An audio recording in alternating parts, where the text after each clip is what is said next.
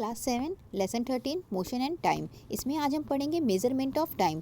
ठीक है, तो चलिए स्टार्ट करते हैं। If you did not have a clock, how would you decide what time of the day it is. यदि आपके पास घड़ी ना हो तो आप किस तरीके से डिसाइड करेंगे कि दिन में कौन सा समय हो रहा है। Have you ever wondered how and our elders could tell the approximate time of the day by just looking at shadow. क्या आपको कभी यह जान के आश्चर्य हुआ है कि आपके जो बड़े हैं वो किस तरीके से एकदम एग्जैक्ट टाइम बता देते हैं केवल परछाई देख के, शैडो देख के। How do we measure time interval of a month and year. हम किस तरीके से डिसाइड करेंगे कि एक मंथ कब पूरा हो गया, एक ईयर कब पूरा हो गया। ठीक है। Our ancestor notice that many events in nature repeat themselves after definite interval of time. तो हमारे जो एंसेस्टर थे, पूर्वज थे, वो क्या करते थे कि वो जो भी नेचुरल इवेंट्स होते थे, यानी जो भी प्राकृतिक में होते थे, वो उनसे पता लगाते थे कि क्या हुआ, एक दिन पूरा हो गया, एक महीना पूरा हो गया, या फिर एक साल पूरा हो गया। ठीक है, तो इस तरीके से उनको पता चलता था टाइम का। तो चलिए एक एग्जाम्पल दिया है, पहले उससे देख लेते हैं। तो वो क्या करते थे कि वो सनराइज़ से पता करते थे। ठीक है, तो जो सनराइज़ होता है वो प्रतिदिन होता है। ठीक है, रोज़ होगा, आज हुआ, कल होगा, परसों होगा। ठीक है, और जब तक पृथ्वी रहेगी तब तक होता रहेगा। तो ये क्या हो गया, इससे क्या पता चला, एक दिन डिसाइड हुआ कि अगर एक सनराइज़ हो रहा है तो मतलब एक नया दिन शुरू हो गया। तो इस तरीके से वो किस चीज़ का पता किए, डे का पता किए कि डे किस तरीके से होगा। इसी तरीके से महीना का पता करने के लिए क्या किए, एक फुल मून से दूसरे फुल मून तक। ठीक है, यानी एक पूर्णिमा से दूसरे पूर्णिमा जैसे ही कंप्लीट हुआ, वो क्या कंप्लीट हो गया, एक मंथ कंप्लीट हो गया। तो इस तरीके से क्या किए, वह मंथ का पता लगाएं कि एक महीना किस तरीके से पूरा होगा। इस तरीके से महीना बना हमारा। ठीक है, आगे देखिए एक ईयर का कैसे पता चलेगा। जो हमारी पृथ्वी होती है वो क्या करती है, सन के चारों ओर चक्कर लगाती है। ठीक है, यहाँ से पृथ्वी चक्कर लगाना शुरू की और फिर घूम के अगर यहाँ पर आ गई तो क्या हुआ, उसका एक चक्कर पूरा हो गया। मतलब ये क्या हो गया, एक रिवोल्यूशन कंप्लीट हो गया। तो इससे क्या पता चला, एक ईयर कंप्लीट हो गया। ठीक, तो इस तरीके से ईयर का पता चलता है। We need to measure the interval of time which are much shorter than the day. लेकिन हमें दिन से भी छोटे, पूरा एक दिन पता लगा लिया, लेकिन हमें घंटे में, सेकंड में अगर टाइम का पता करना है जो कि बहुत छोटा समय है, तो उसकी भी हमें ज़रूरत पड़ती है। तो हम उसे किस तरीके से मेज़र करेंगे। क्लॉक्स और watches are perhaps the common time measuring device. घड़ी और जो घड़ियाँ होती हैं वह शायद जो हम समय नापने के लिए बहुत ही कॉमन डिवाइस हैं। यानी जो घड़ियां हैं वह समय नापने के लिए बहुत ही कॉमन डिवाइस है, मतलब वो सभी के पास उपलब्ध होती हैं। Have you ever wondered how clock and watches measure time. क्या आपने कभी यह जानने की कोशिश की, या आपको कभी यह जान के आश्चर्य हुआ कि घड़ी किस तरीके से टाइम बताती है। The working of clock is rather complex. जो घड़ी का कार्य है वो बहुत ही जटिल है, कठिन है। But all of them make use of some periodic motion.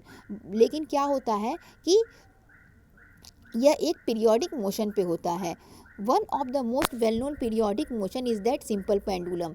तो इसमें एक हम बहुत अच्छे से जानते हैं जो कि क्या है, सिंपल पेंडुलम है। ये देखिए एक पेंडुलम घड़ी भी है। ठीक है, सबसे पहले इस तरीके की घड़ियाँ आई थी और फिर इसी की वजह से क्या हुआ, धीरे धीरे और सारी क्लॉक्स का इन्वेंशन हुआ। ठीक है, ये देखिए यहाँ पे एक सिंपल पेंडुलम का डायग्राम दिया गया हुआ है। ये सिंपल पेंडुलम का डायग्राम दिया और ये इसकी पोजीशन को दिया गया है। ठीक है, ये क्या होता है, ये बॉब होता है, ये एक मेटेलिक बॉब होता है।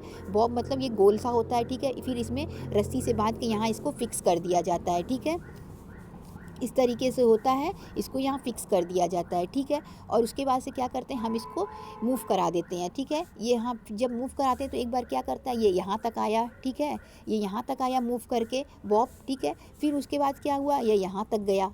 ठीक, मूव करके।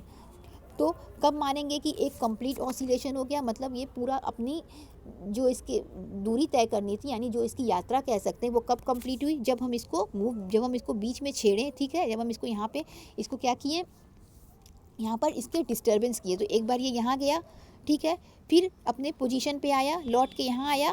ठीक, फिर यहाँ से यहाँ गया और फिर लौट के अपनी पोजीशन पे आ गया।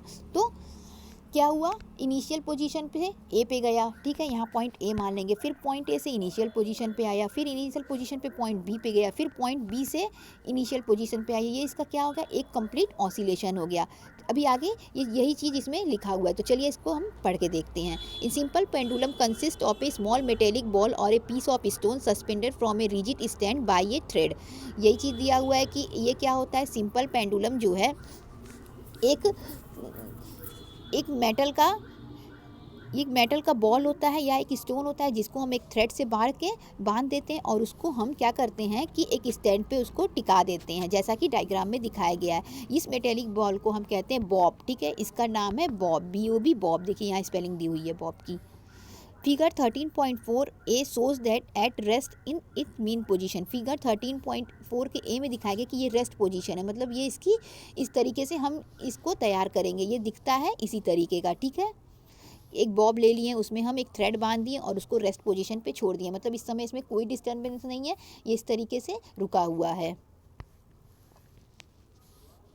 When the bob of pendulum is released after taking it slightly one side, लेकिन हम क्या किए, उसको धीरे से, फिर उसको हम धीरे से क्या किए, इस तरीके से खींच दिए, ठीक है। It begins to move to and fro, उसके बाद क्या होने लगेगा, वो ऐसे ऐसे ऐसे ऐसे चलने लगेगा, ठीक है, मूव करने लगेगा। आप भी क्या करिएगा, एक धागे में रस्सी बांध के उसको बीच में ऐसे पकड़िएगा, फिर उसको एक तरफ खींच दीजिएगा, तो क्या करने लगेगा, टू एंड फ्रो मोशन करने लगेगा, यानी वो अपनी इनिशियल पोजीशन से एक बार राइट साइड जाएगा, एक बार लेफ्ट साइड जाएगा, फिर एक बार राइट साइड जाएगा, फिर एक बार लेफ्ट साइड जाएगा। इसी को क्या कहते हैं, टू एंड फ्रो मोशन कहते हैं। तो वो टू एंड फ्रो मोशन करने लगेगा, और इसी को क्या कहेंगे, the two and fro motion of simple pendulum is example of periodic और oscillatory motion.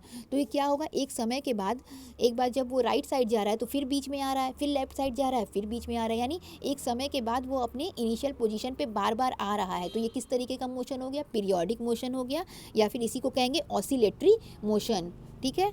The pendulum is said to be complete one oscillation when its bob starting from its mean position O moves to B and back to A. मैंने वही आपको बताया कि एक oscillation कब complete माना जाएगा, यदि हम इसको यहाँ से ऐसे खींच के छोड़ दिए हैं, ठीक है, तो ये क्या होगा, यहाँ तक गया, फिर यहाँ से यहाँ आया, ठीक, फिर यहाँ से यहाँ आने के बाद क्या होगा, फिर ये यहाँ जाएगा और फिर लौट के यहाँ से यहाँ आएगा, ठीक। वापस जब ये लौट के यहाँ पे आ गया तो उसी को हम क्या कहेंगे, एक ऑसिलेशन उसने कंप्लीट कर लिया। The pendulum also complete one oscillation when its bob move from extreme position A to the other extreme position B and comes back to A. The time taken by the pendulum to complete one oscillation is called time period, ठीक है। एक oscillation complete करने में उसे जितना समय लगेगा उसी को उसका क्या कहा जाएगा, टाइम पीरियड कहा जाएगा, ठीक है। एक ऑसिलेशन कब होगा वो आपको समझ में आ गया होगा, एक बार फिर देख लीजिए क्या होगा। इस तरीके से यदि एक सैम्पल पेंडुलम को हम तैयार करते हैं और उसको इस तरीके से मूव करके छोड़ देते हैं, ठीक है, मूव किए तो क्या गया, ए पे गया, ठीक, ए के जाने के बाद से वापस लौट के किस पे आएगा, अपनी इनिशियल पोजीशन बीच में आया, बीच में आने के बाद फिर कहाँ गया, इस तरफ गया, ठीक, यहाँ से जाने के बाद फिर क्या हुआ, अपनी इनिशियल पोजीशन पे आ गया, ठीक है। तो जब वो अपनी इनिशियल पोजीशन पे वापस आया तो उसे क्या कहेंगे, एक कहेंगे, एक ऑसिलेशन कंप्लीट हुआ। फिर वो क्या किया, फिर वो यहाँ पे चला गया, फिर उसके बाद लौट के आया, फिर बी पे गया, फिर उसके बाद लौट के आया, तो इस बार क्या हो गया, दूसरा हो गया, इसे टू ऑसिलेशन कहेंगे। और इस बार टाइम पीरियड क्या हो गया, एक कंप्लीट ऑसिलेशन करने में जो समय लगा वो उसका टाइम पीरियड हो गया, यानी एक बार ये कंप्लीट किया, एक बार ये कंप्लीट किया, तो ये सब क्या हो जाएंगे, उसके टाइम पीरियड हो जाएंगे, यानी उसे जितना भी समय लग रहा है। इसके बाद एक एक्टिविटी दी हुई है 13.2 जिसे हम देखेंगे और उसके बाद हम टाइम और स्पीड की यूनिट को पढ़ेंगे और उसके बाद हम देखेंगे कि स्पीड को किस तरीके से मेज़र करते हैं, और इस तरीके से ये लेसन ख़त्म हो जाएगा। Thank you.